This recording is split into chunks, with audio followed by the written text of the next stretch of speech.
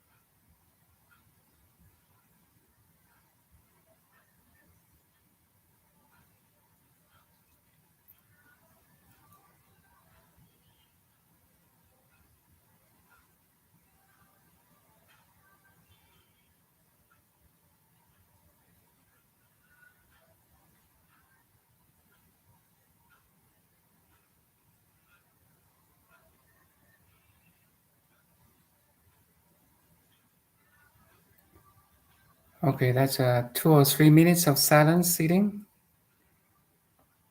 Do you have any experience you can share?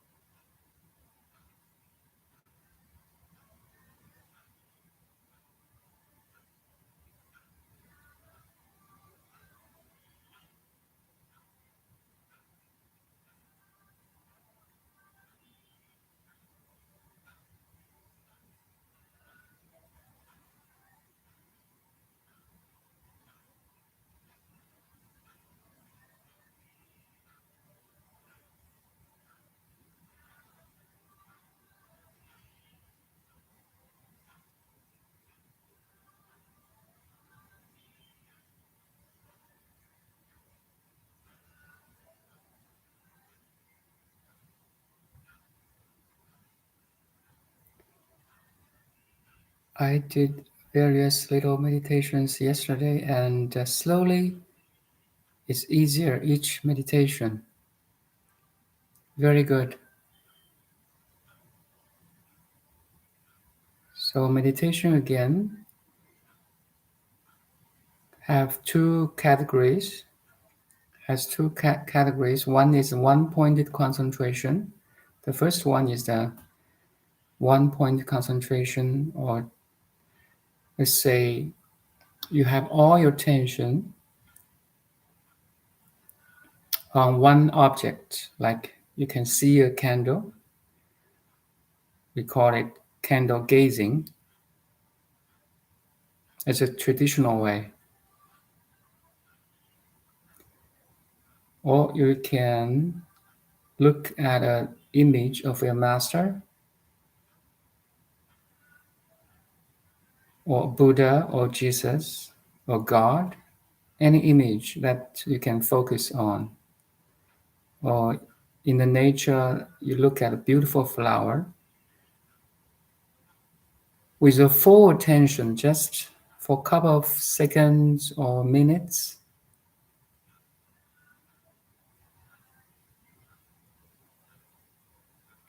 Also, you can listen to a mantra, a piece of music. Like now, I'm playing the Amitabha. So I can focus on listening to this Amitabha Buddha, I mean.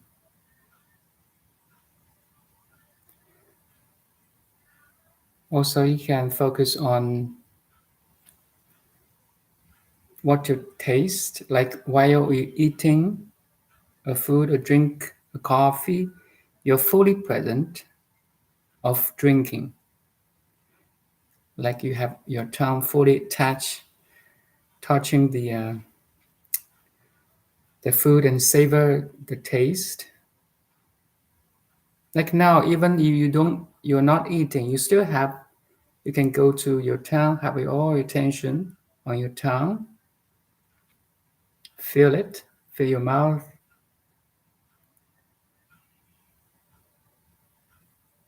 So what you see, what you hear, what you taste, and what you smell, you can feel the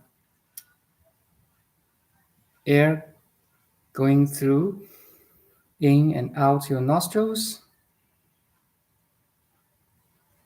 the fresh air.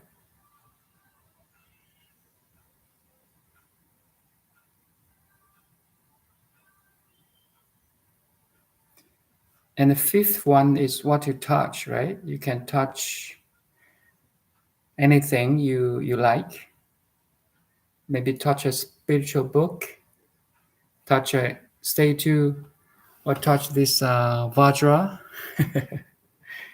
Just fully feel it.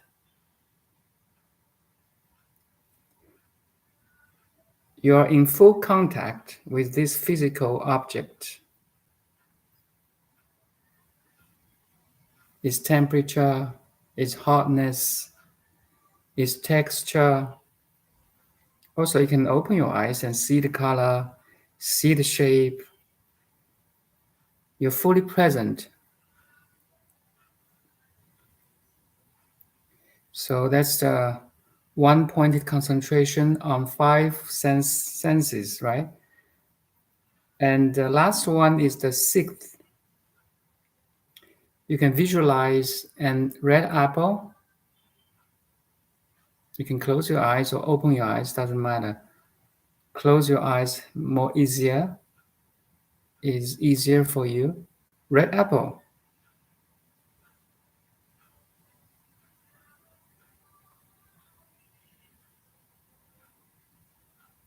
And stabilize your visualization for a couple of seconds or minutes in hours. So you can change to like visualize an image of Buddha or Jesus or God or your beloved one, even anyone that give you a sense of comfort and happiness or ease.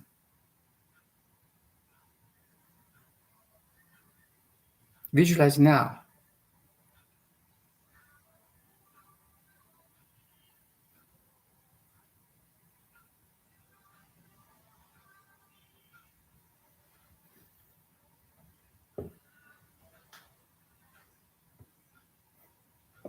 It's like you're enjoying your own creation, your own visualization or imagination.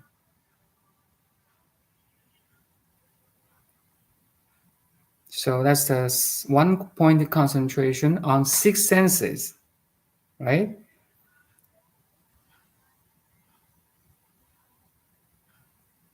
You can play. You see, there's so many ways to meditate. Or, for example, right now you're fully present in listening and fully present in talking. That's a way too. You are in a meditative state. You are in the meditation, we call it a one-point concentration, because right now you're fully engaging in this dialogue or conversation or watching.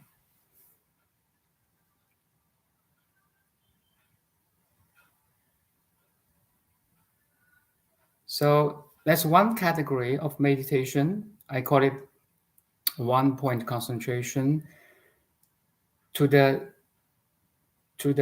any object from six sensory organs, including your mind. Okay. Then there's another type. It's not focused on anything. You just be. We are human being, right? Just be. You're letting go all the stuff. Just purely observing. So do you know the difference between one-point concentration and open monitoring? You have to notice this difference or experience the difference between one-point concentration, that's one category of the meditation, and another category, I call it open monitoring.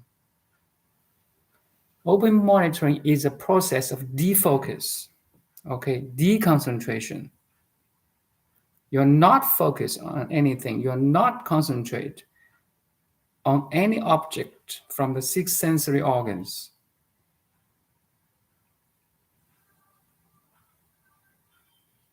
Open means you're doing 360 degree is like a sphere, purely watching, pure observation.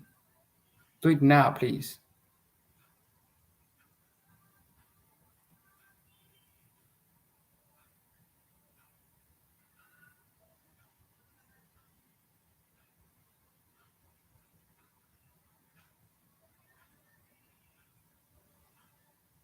You're purely observing what's going on outside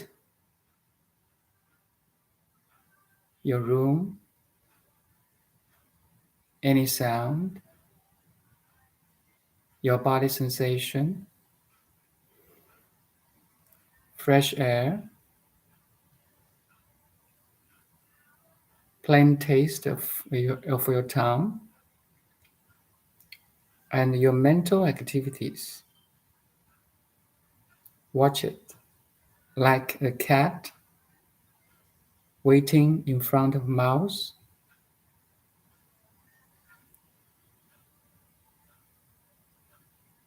In front a hole of mouse, sorry.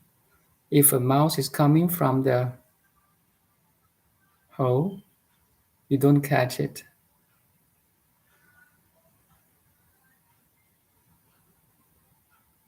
You don't follow. So that's open monitoring. Do you find the difference between one object concentration and open monitoring?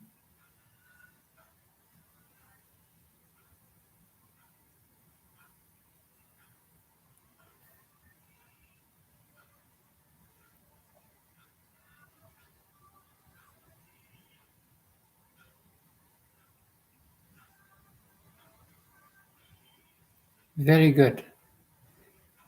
So basically, the difference between one point concentration and open monitoring, in principle, okay, listen carefully. One point concentration is a practice. You ask your mind to do one thing at one time. You consciously, proactively choose to do something with full attention. Okay, that's one point concentration. While the open monitoring is you don't ask your mind to do anything. You train your mind not to do anything in the present moment.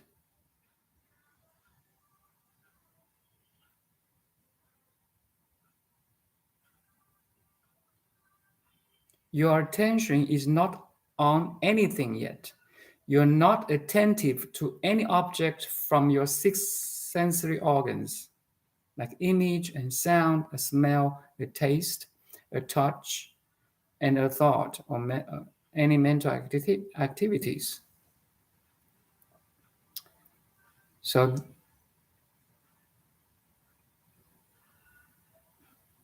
do you recognize it?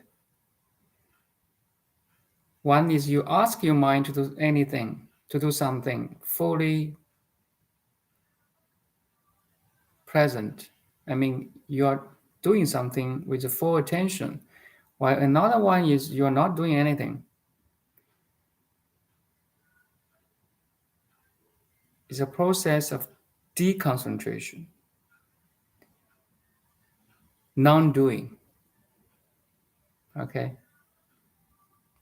non-activity.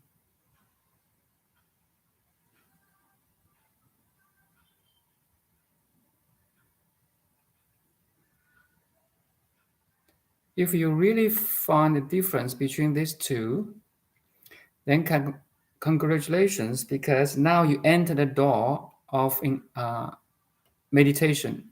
You have a real, authentic taste by yourself.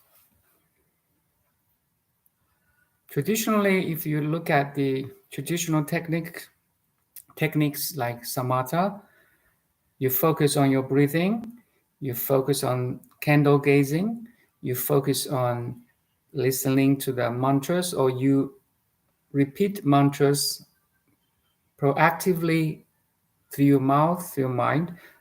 That all belongs to one point concentration. Now you have a total picture, a great picture now. You know what you're doing.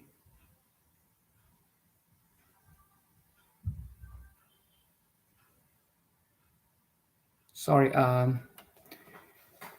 Enterprise AF. Sorry, I just keep talking. Now, hello, Miss Lee. I learned a lot this semester about Buddhism. Very good. I recently wrote a paper on koans. Very good. Like Dhammagata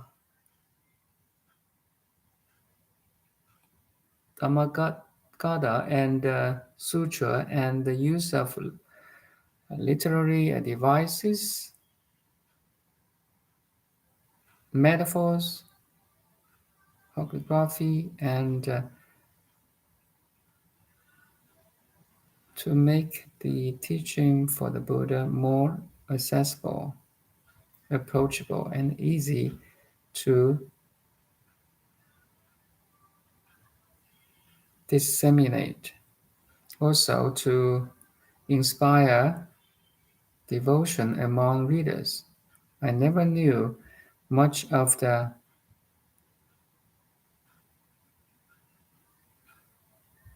I still don't, and I was a great introduction.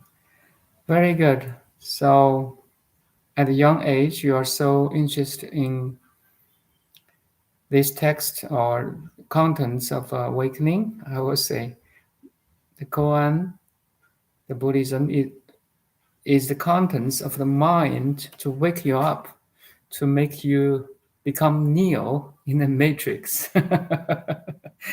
Because the pioneers left some message in the world to wake us up. The Neo of the Matrix, the awakened one, the chosen one. He got some message from the Matrix, and the whole Matrix system is a simulation of the programs. Now you wake up to see that okay, I am programmed, and now there's a message from Buddha, from Jesus, and you are interested in this kind of messages or context or text. Koan, very good.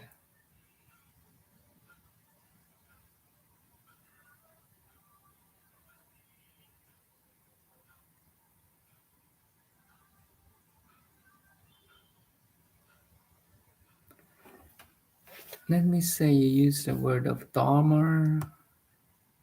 Patata, what's that mean? I'm not very sure this meaning. Let me check.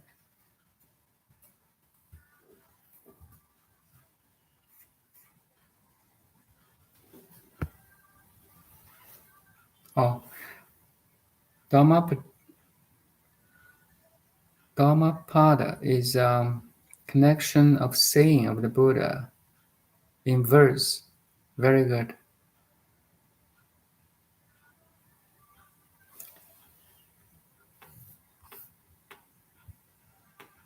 You see, Buddha said a lot of things.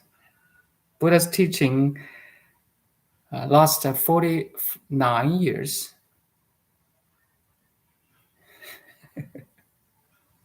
He taught a lot.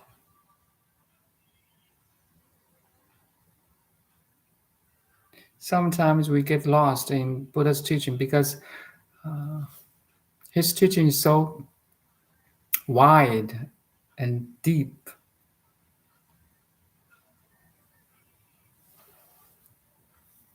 It's like you go to a forest and you study a leaf on the tree. Sometimes we lose that total picture of the forest. I hope you can study a detail of a tree, of a leaf, but you don't lose that total picture. Awakening is about you awaken to the totality. Very simple, actually. While you enjoy every details from that totality.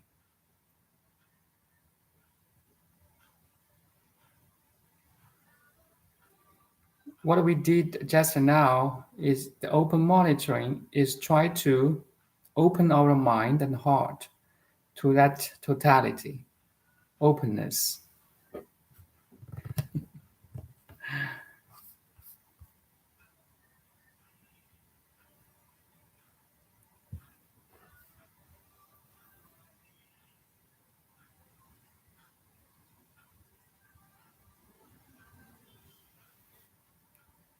Do you have any interesting koan that you can share here?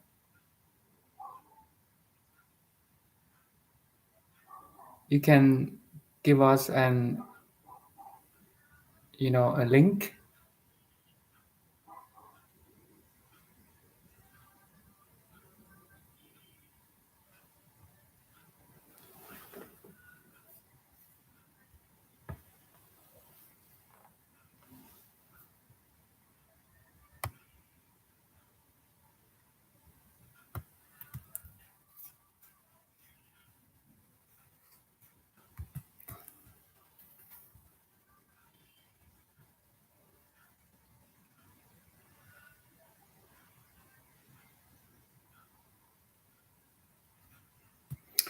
The hagiography, yes.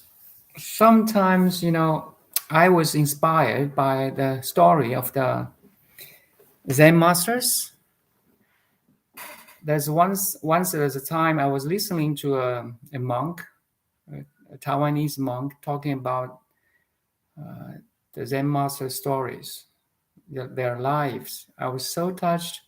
I was in the gardening, in the garden and doing some, picking up some weeds and digging, etc. I was so touched. I was burst into crying. I was so touched. It was so beautiful.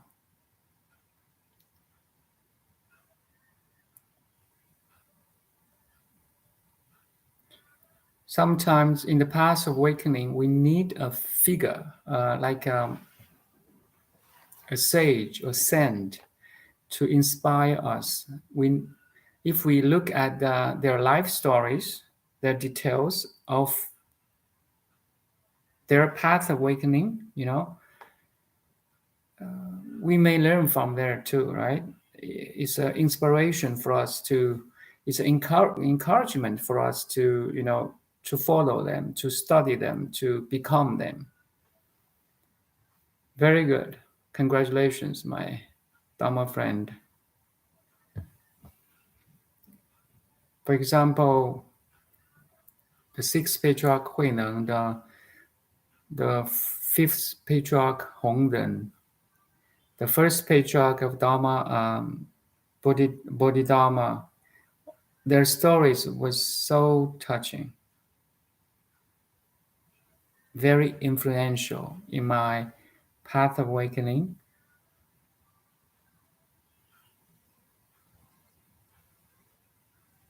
If you know the second patriarch, Huike, while the Bodhidharma came to China to spread the Dharma teaching,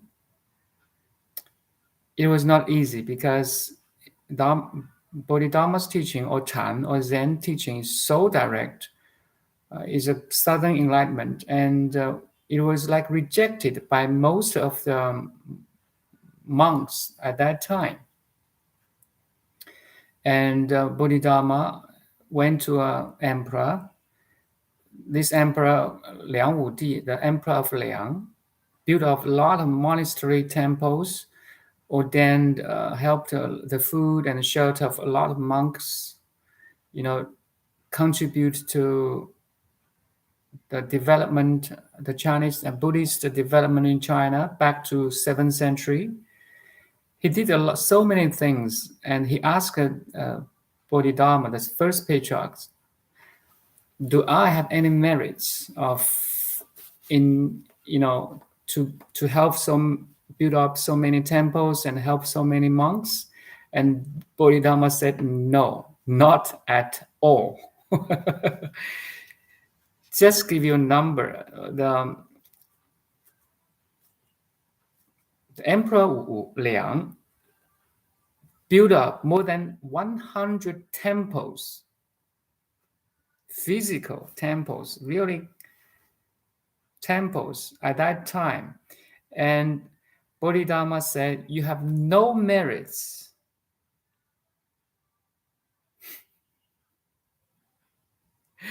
And the Emperor Liang was pissed off by this Zen master Bodhidharma and expelled him from the court, the royal court.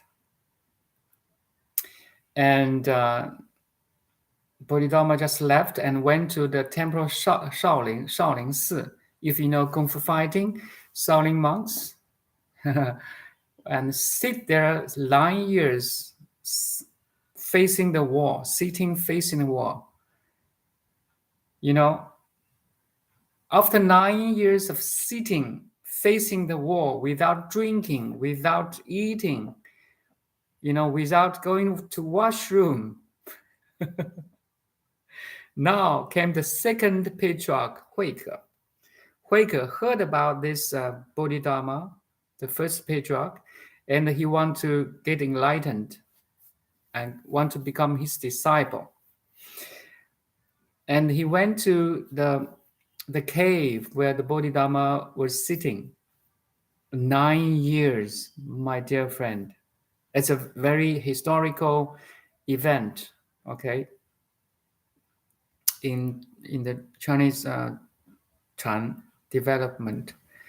Now the Huike tried to become the disciple of Bodhidharma, and Bodhidharma, you know, said to him, "You little friend, you try to ask for this infinite wisdom just by kneeling down or knelt in front of me.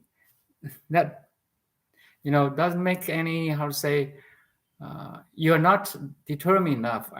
Anyone can do this." And you know what the second patriarch did, or the disciple did? Huike cut off his arms to show his sincerity of awakening.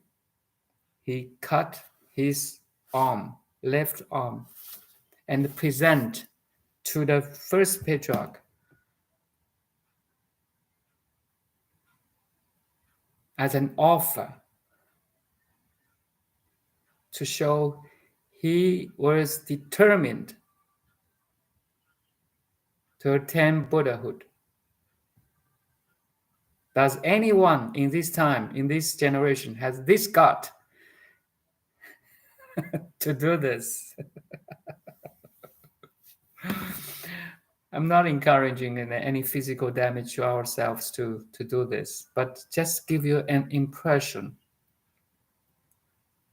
Our pioneers, the sages, their determination to wake up.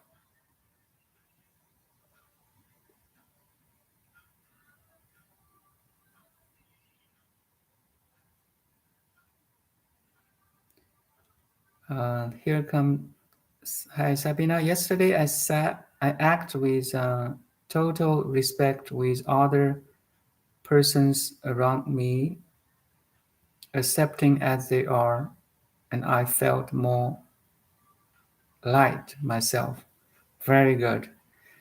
So use anyone or masters or pioneers or God or guru to inspire us, to encourage us, to to give us any energy or love which is already in us. That's all the process of awakening. You have God light within. Everyone has. Everyone has the Buddha nature. Even has or have is not a proper word,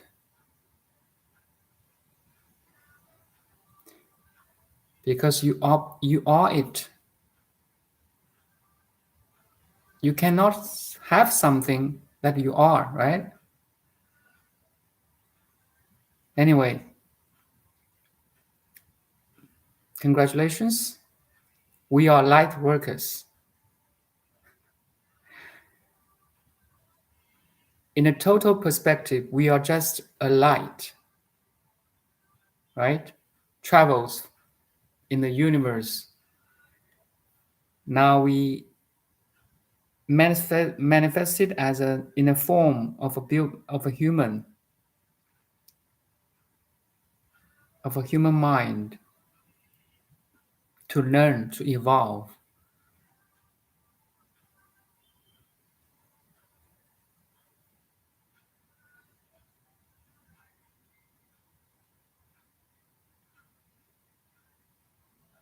Can you feel your vibrations right now?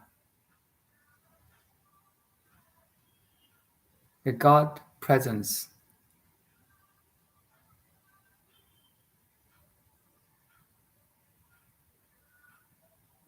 Have you ever appreciate that you are alive?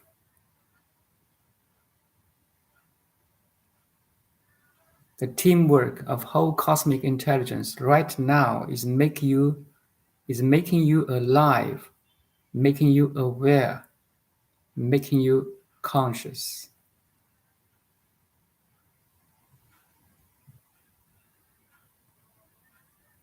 We have. Do you know how many cells in our body. So the modern science say around 50 to 100 trillion cells in your body. Okay, your liver cell, your heart cell, your lung cell, your kidney, your bone, your skin cells are working together to have this form of body, right? Now, imagine you are one of these liver cell. You can zoom in to become a liver cell, teeny tiny, okay, teeny tiny cell. You notice as a cell, as a liver cell, you notice every other cells working together to have a body called Zen, Mr. Zen, or AF, or Sabina. You appreciate all the others cells working as a teamwork. You enjoy your work as a liver cell. Okay. In the same way, now you jump out of the liver, zoom out from that liver cell and looking at your body as a cell of the cosmic body. And you notice every other human being is working for you, to you, and also you're working or in the service for them.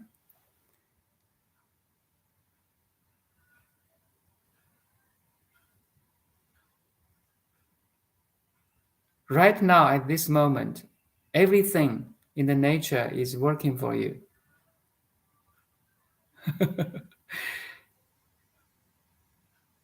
That's a sense of totality now. You see?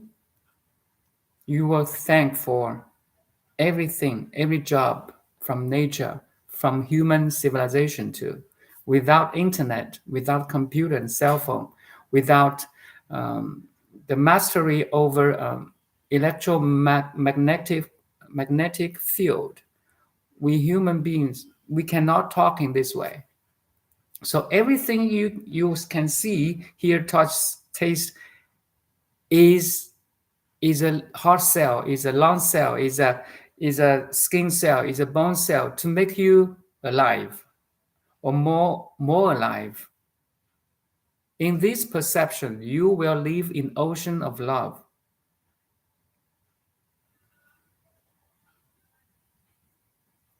You are self-generating a love from this open mind heart. You don't need any external teachings even. You become a sun, a star. You're shining in the cosmos.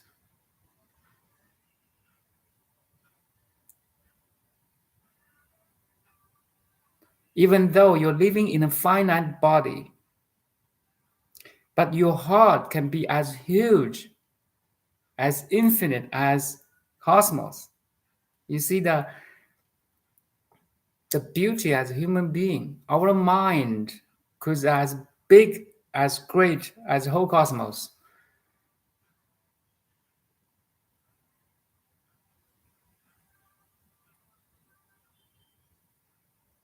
And here can Miss Zen. Sorry, Miss Zen.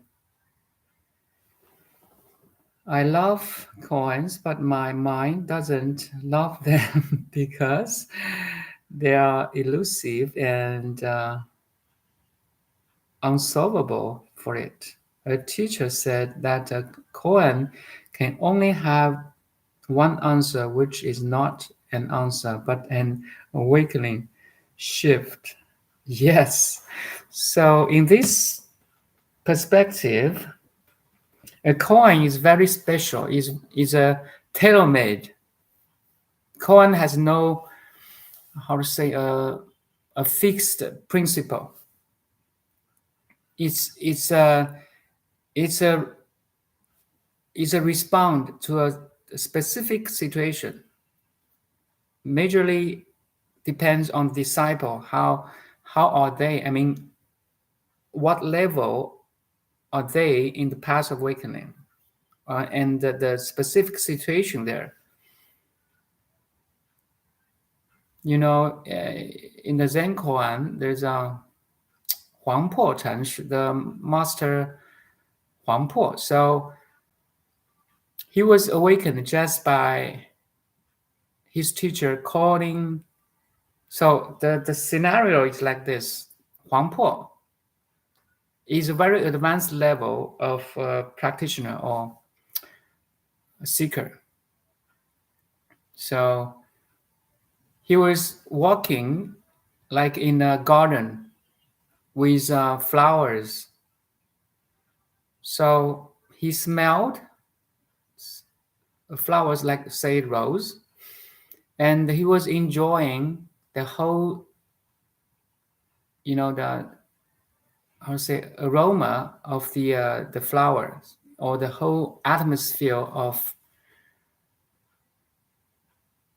the garden. And the teacher standing behind him and shouted at him, "Who is smelling?" And he was astonished, surprised and shocked, And at that time, Huang Po was enlightened. Who is smelling is beyond this atmosphere.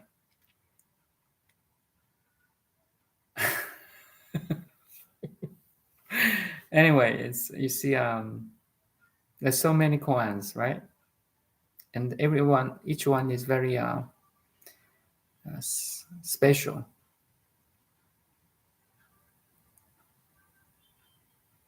I'm reading the three pillars of Zen, and the often used koan, Mr.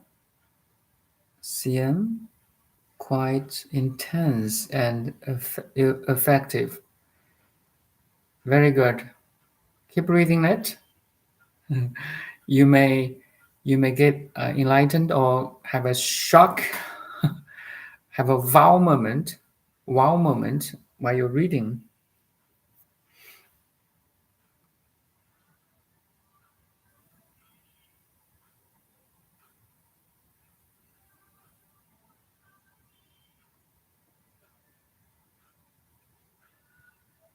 Thank you, SK. Namaste.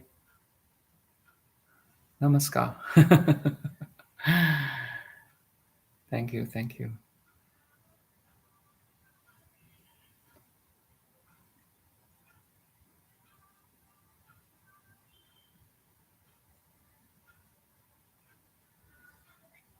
So I invite you now again back to the silence.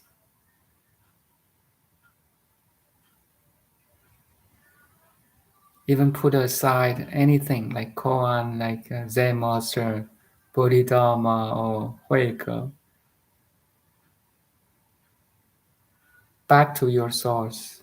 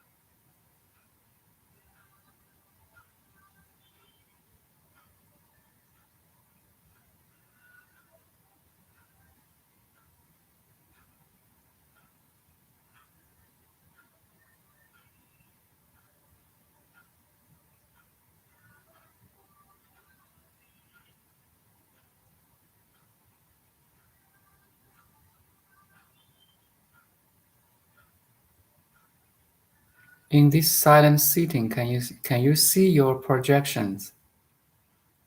You see a whole vivid world is around you and inside you. Can you see it?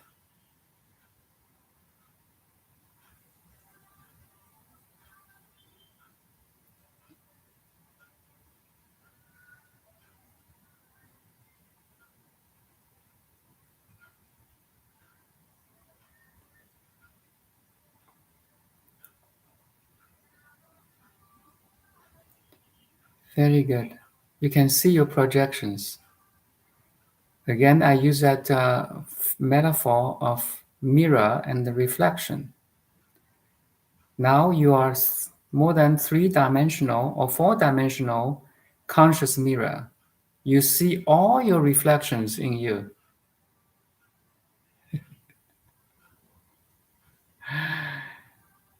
So are all these reflections outside of you or inside of you?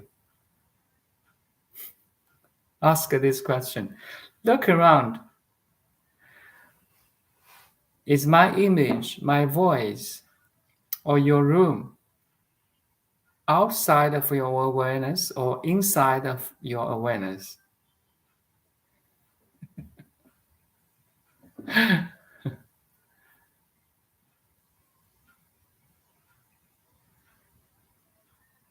Outside? Okay.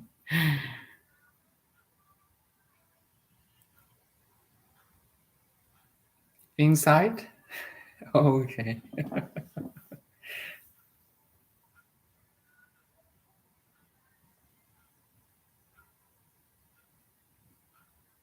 My answer will be inside.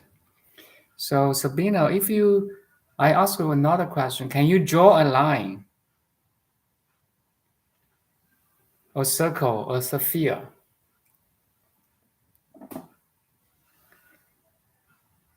Outside of this line is not your awareness. And inside this line or sphere is your awareness. Can you draw that line?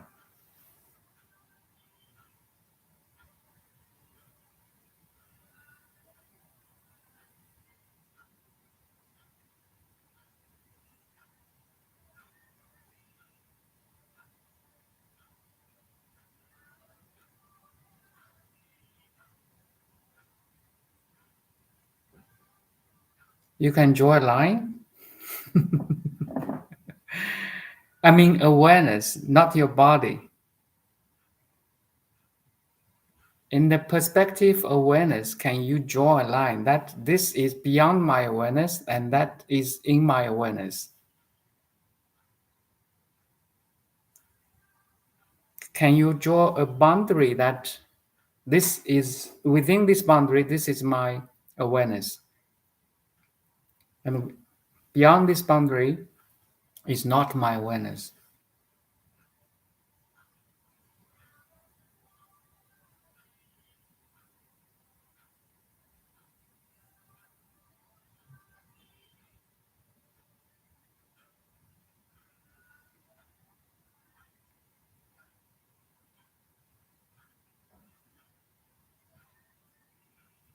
It's our direct experience that we cannot draw this line. Everything is in you, you are aware of. Every content you are aware of now, my image, my voice, okay, is in your awareness. You cannot draw a line that this is my awareness and beside this line, beyond this line is not. No, you cannot.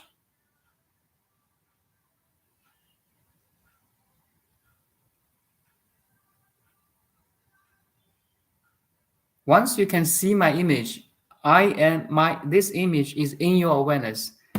Looking further, looking at from a window, out to a tree, to a cloud, to a sky, everything you see is in your awareness.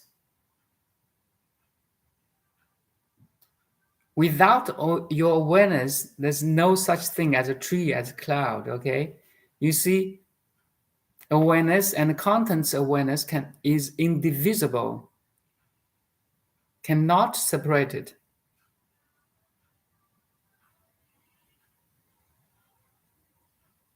So Miss Zen said inside, yes.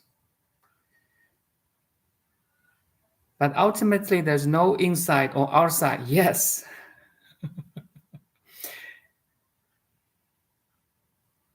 If you have this taste of everything is in you now, you're living in the Dharma realm, and that's the Buddha's teaching. In In Diamond Sutra, Buddha said, 无我相, 无人相, 无众生相, 无寿者相. So he used the negation to negate that there's no self, there's no others, there's no sentient beings. All is you. It's like a mirror. Notice all the reflections is in the mirror. Mirror, a conscious mirror, notice that. Now your mind, a pure mind, is a conscious mirror, okay? You notice everything or reflections in you, this conscious mirror or pure mind.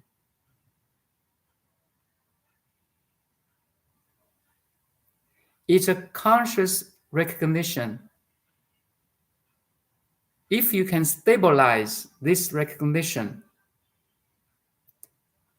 and apply this recognition in your everyday life, no matter what you're doing, where you are, what situation you are in, what circumstances you are dealing with, you always have this sense of oneness, non-dual. When you are awakened one. Very simple, actually. Very theoretically so simple. That's your original face. 本来面目. Sixth patriarch always asks his disciple, sixth patriarch Huineng always asks his disciple, do you recognize your original face? If you recognize your original face, then you are identical, you're standing in the same field with Bodhidharma, with Huike, with sixth patriarch, with the Huineng, with fifth patriarch, Hongren, with the seventh patriarch, Shen Hui. That's okay. You are standing in the same field of all the bodhisattvas and the sages. And congratulations, my friend. You enter the door of enlightenment.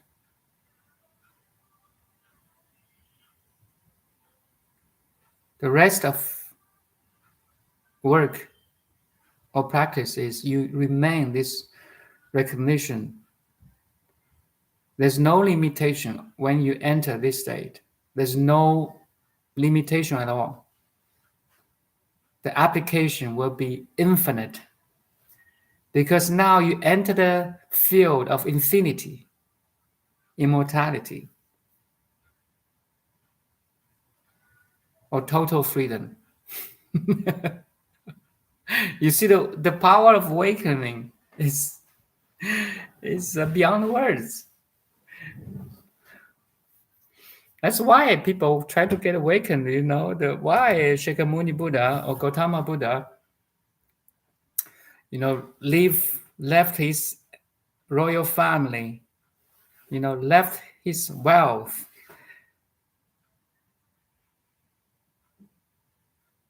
left the title of future king, or emperor.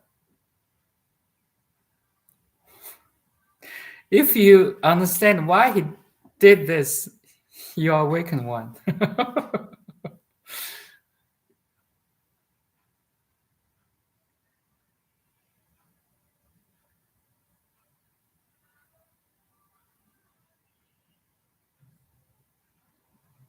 Ultimately, there's no inside or outside. Yes, because once you say inside, there's an outside. Word has a limitation, you see. Once you say outside, there's some inside. So better say nothing. Silent. You recognize, you know that Ramana Maharshi, right at this moment, because it's a heart-to-heart transmission. You're connected to all sages. Trust me. They are living in the Dharma realm or the field of awareness as you. You are not small, my dear friend.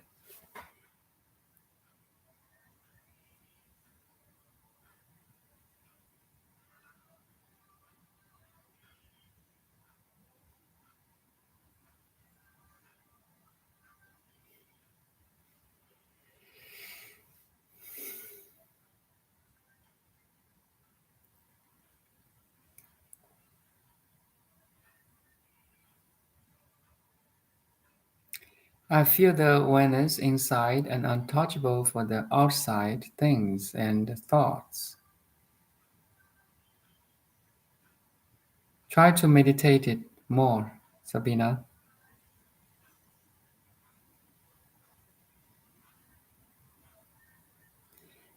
Or let me ask you anything. Let me ask you one question. Have you ever experienced anything that is beyond your awareness?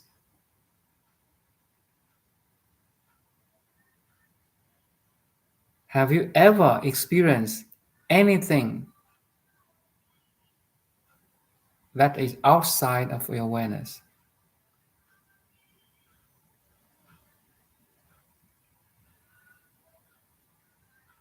You see, we dig deeper into the existence.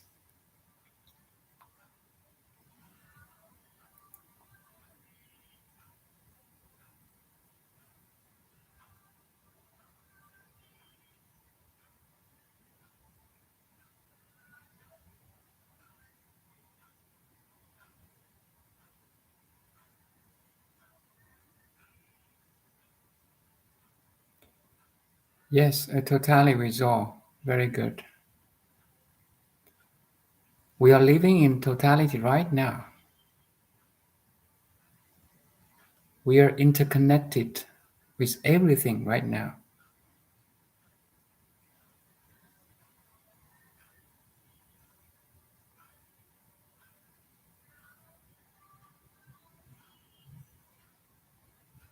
Even science proves this.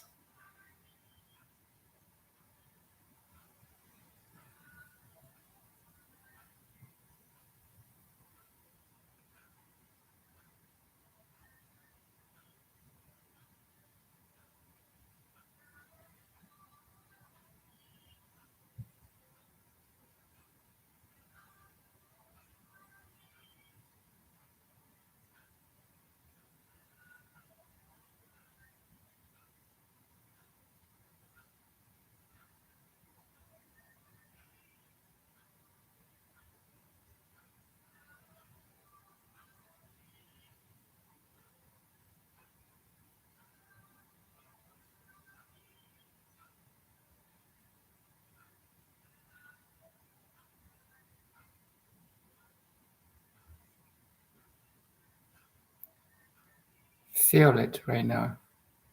The totality.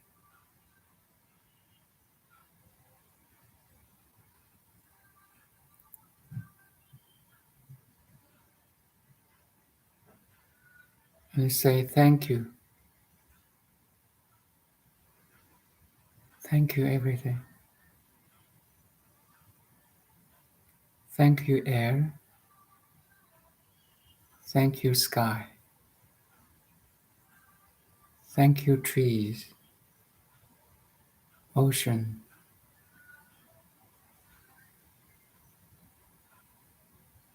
people,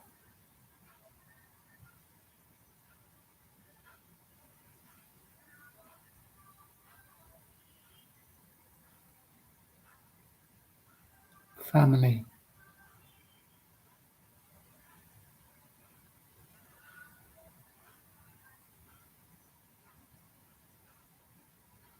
Thank you, my body.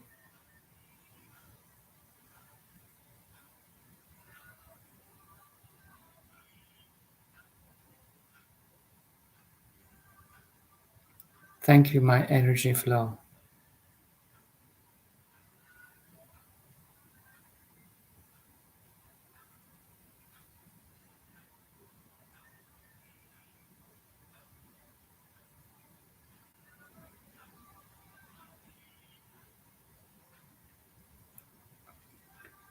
Thank you, my liver cell, my heart cell, and all the cells of the body.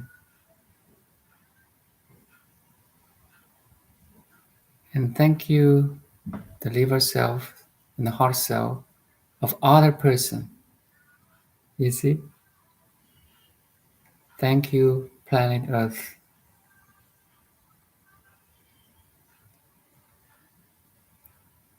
Thank you, moon, sun, Milky Way. Thank you, all the scientists, the discoveries of all the scientists. Thank you, telescope, satellites, technology, computer. You see, you just appreciate everything.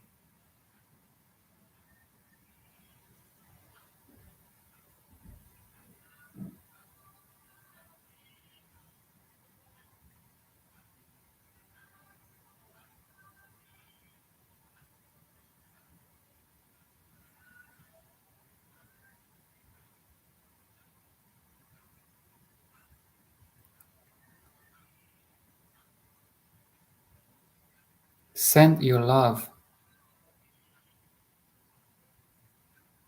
to everyone you encounter, to your family, to your partner, to your colleague, to your teacher, to your students, to your friends, to your pets, to the nature. The more you send love, the more you receive love.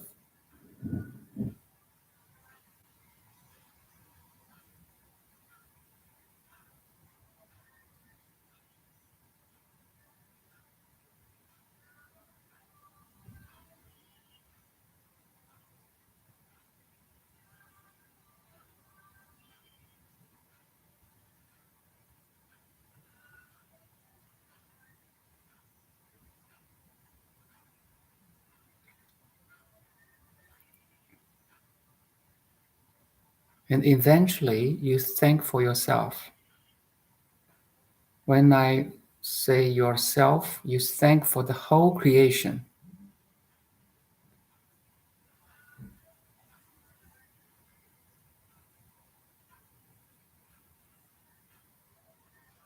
Now the creator, the creation is one.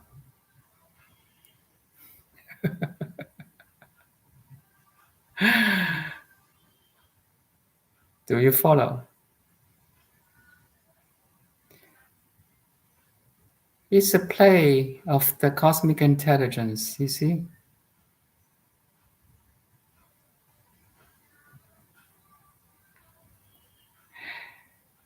Mother Universe is playing with herself.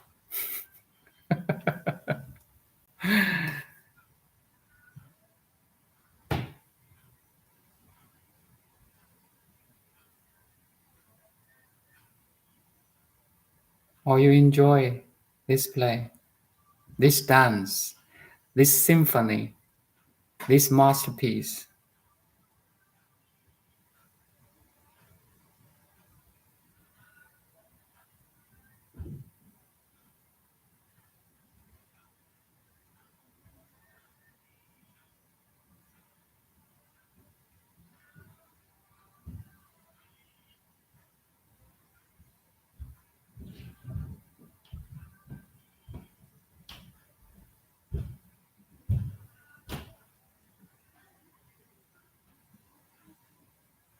Okay, maybe that's all for today. Thanks for coming, my dear Dharma friend.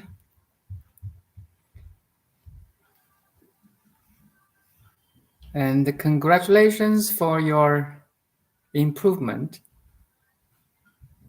in the path of awakening.